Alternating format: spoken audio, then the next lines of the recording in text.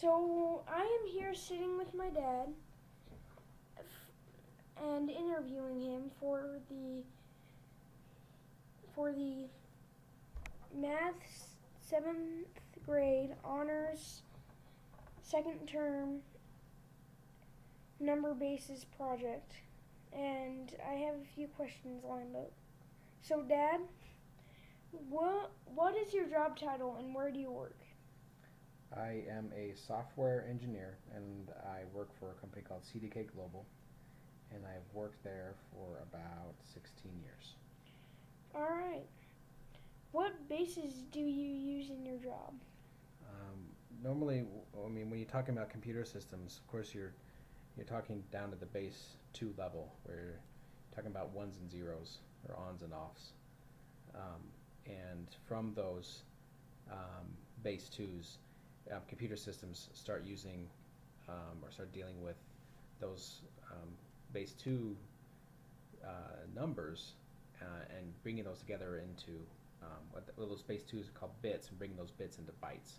So then a byte is 8 bits. So you start using base 8 numbering systems in computers as well. There are a lot of specialty computers out there that use different numbering systems, um, but generally the household computer, everyone's computers and handhelds, everything they're using it goes down to a base 2 and combines those things into bits and bytes. All right. What do you use those bases for? In computers, ones and zeros, it gets kind of more into the hardware side of computer science. Those ones and zeros are the communication level, or the language on not just how computers talk to each other, but how even the components inside the computer talk to each other. When we start talking about the processor, the CPU, that's in the computer, and the RAM, the memory, the hard drive space, the network card, the NIC, how that communicates out to the world. All those communicate with each other on the basis of ones and zeros. And how those work in computer systems is it gets if the current coming through a computer, the amount of electricity coming through the computer is enough to trigger what is called the on state of a bit. That means that's basically a 1. The bit is on. If there is not enough current, that means it's off. And why that's been chosen, or that's what's used in computer systems, is because it's cheap and it's the easiest way to communicate. If you think of a place or a small, very tiny, microscopic piece of electronic that says I'm either a 1 or a 0, I'm either on or off, that can be very small, because all it has to do is store two things, one of those two things, on or off. If we start talking about having computer systems store more in that one spot, storing a 3-state system, or like a base 5 system, or a base 10, like we count in one through our base 10 system, where we use normally.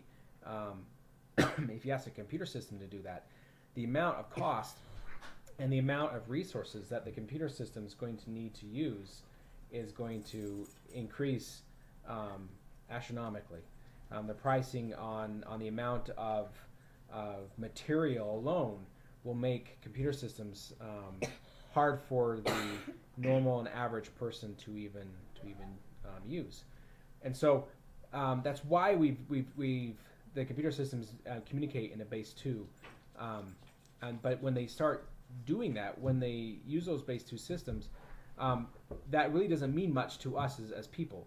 And so what they've done over the years of computers, that base 2, they've used those and together to start forming letters and words and images.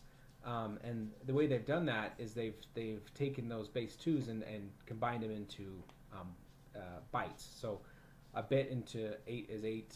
A bit with 8 bits is a byte. And so those bytes now can start making things together.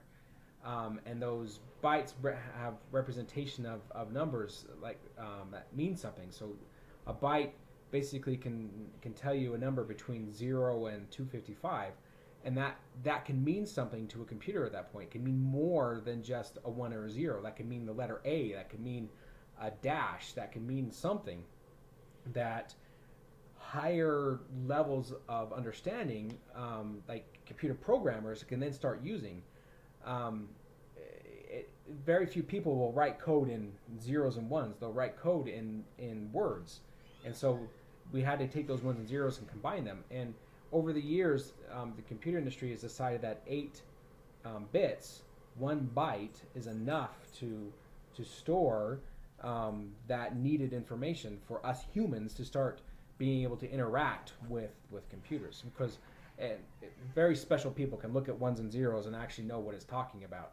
So that's why we convert those into those byte systems and make words and letters from those ones and zeros. Now,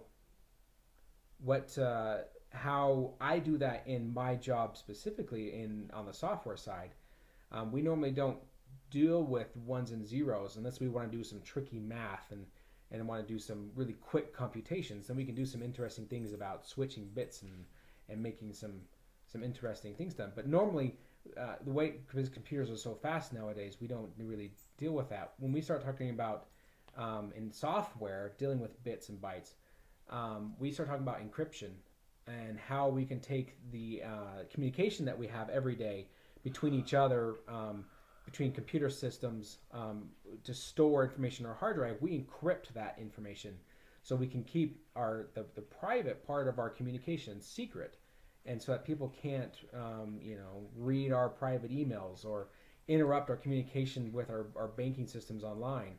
So what we do is we take some special things that are called keys, some private keys and some public keys, and we use those, and the computer uses this giant mathematical system that kind of takes those ones and zeros and messes them up, makes some ones and some zeros, switches those around, makes groups of ones, makes groups of zeros, switches those around, so that if someone tries to interrupt that communication, they look at that, they see garbage. They don't see anything that they can understand.